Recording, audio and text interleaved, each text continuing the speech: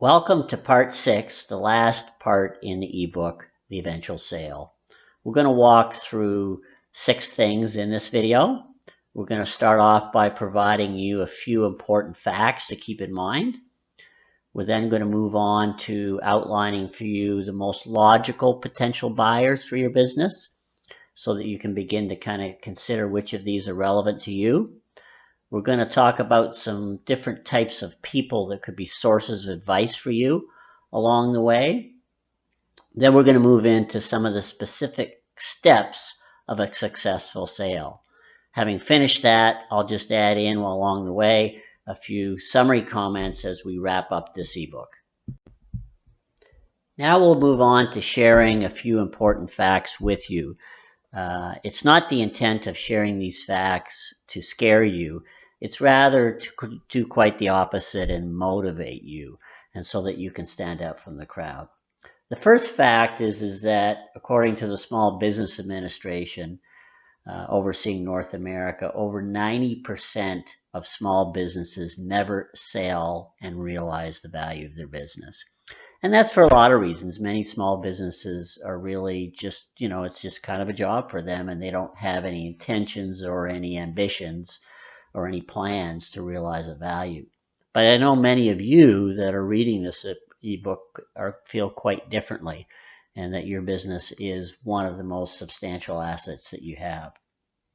The second point is most businesses neither realize the capital gains opportunity that is afforded to them. And that just comes from proper tax advice along the way. As you can probably be aware, the impact, depending upon where you're located in North America, the impact on the benefits of proper tax planning are very significant, as much as 50% and probably a minimal of 25%. So it's very, very, very important. The next fact is that we have a few,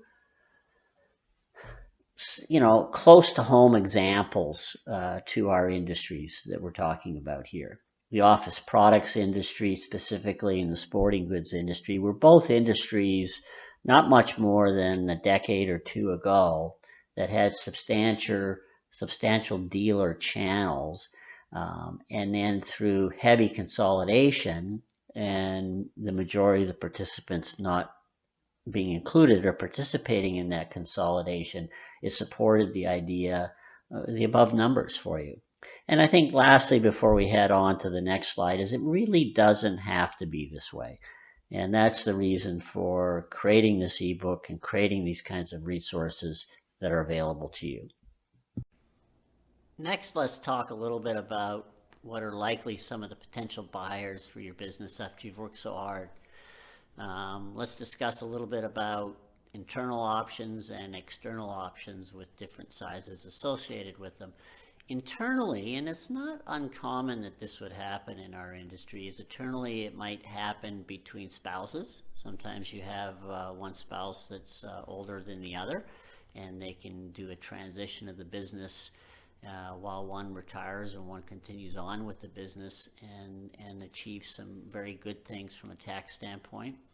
Also, transitioning it internally to either other family members, kids, or key people within the business. There's a lot of sense that comes with that, because you're providing some continuity of the key people, and you're putting them some skin in the game, and you're rewarding them for all the work that they've done for so long. Next, let's move into the idea that there isn't any internal options for transitioning your business, and we're looking externally with smaller businesses as outlined here off to the side. Really, that's a huge audience. There even could be medium and large distributors that have the wherewithal and the ability to acquire the goodwill and the customer base and service it well and penetrate it. As you move into a medium-sized business, the avenue shrinks a little bit, because now the value of the business and the sophistication of transfer of the business is a little bit more, requires more expertise and a little bit more financial strength. And then as you get into large distributors, quite often that requires some type of financial private equity or some financial partner to a large distributor, because with large distributors there's significant capital outlay of both working capital and consideration for the business that need to be taken. But those are the options, and as you can see, and you've worked through this ebook, planning is a very important part of it. Now let's talk a little bit about the idea of having different types of advisors. Certainly you figured out the importance of planning along the way and the impact it can have on the success and the value of your business. So advisors are important. There's a few. Obviously, if you have some current professional advisors, be it accountants and lawyers that you're familiar with, that are familiar with your business, that's a plus.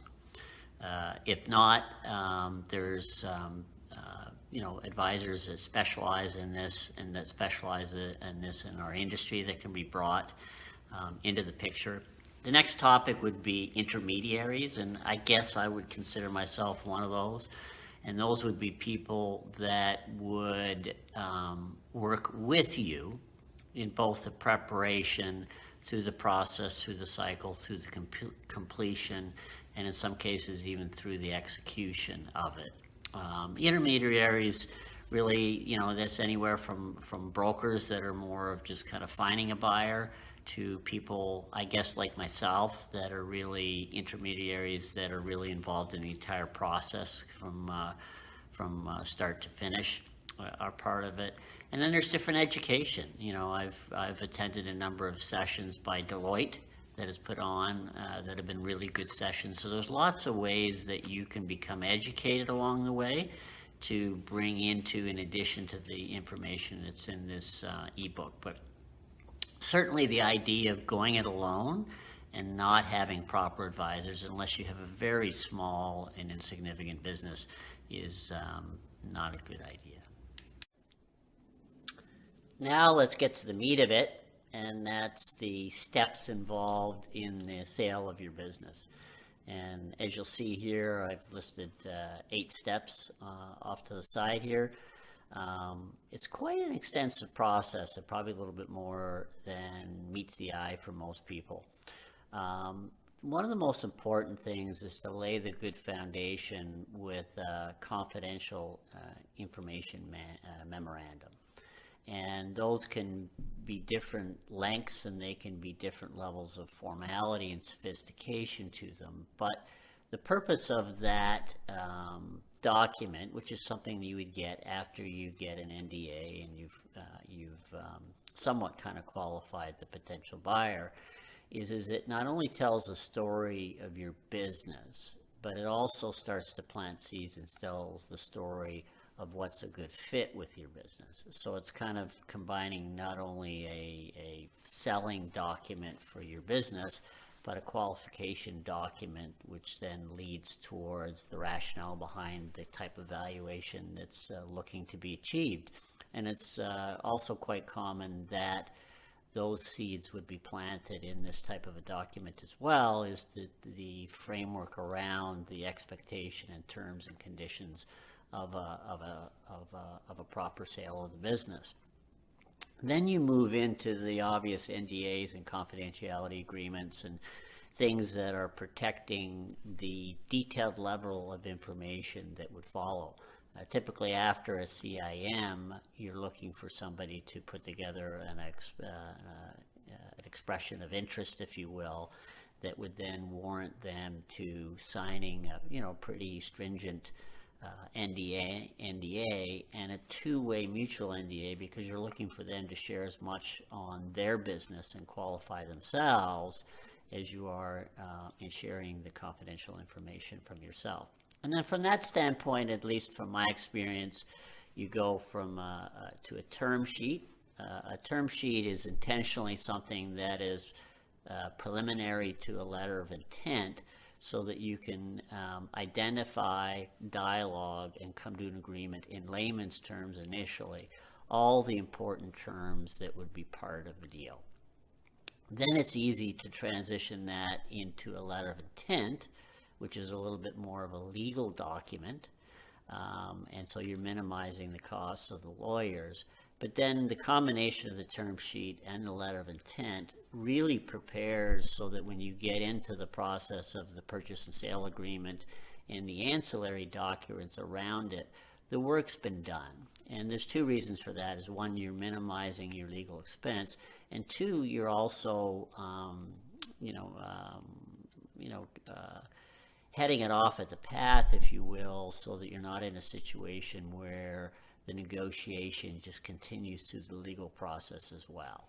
And if you have proper term sheets and letter of intents, then as you run into that, and you will, because the lawyers try to earn their keep, you can always come back and reference to the agreed upon terms and conditions.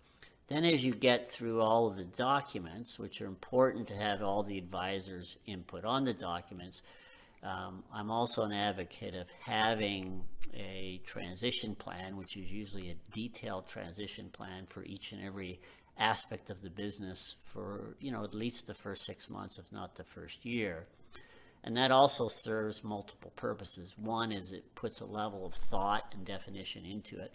It also minimizes the chance of misunderstandings as to what's going to happen after the sale of the business.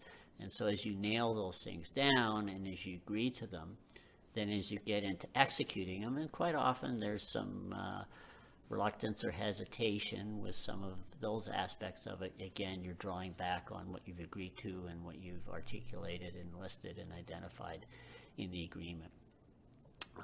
And then you get into the actual implementation as well. So enough said on this process. It's a very extensive process. This process, to the degree that you prepare for it and handle it well from start to finish, really is the determining factor of success and failure of selling your business.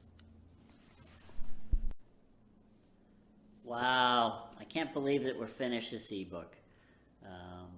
If you've fared through all the parts of the ebook and all the different tools and links and videos and documents, I congratulate you on that.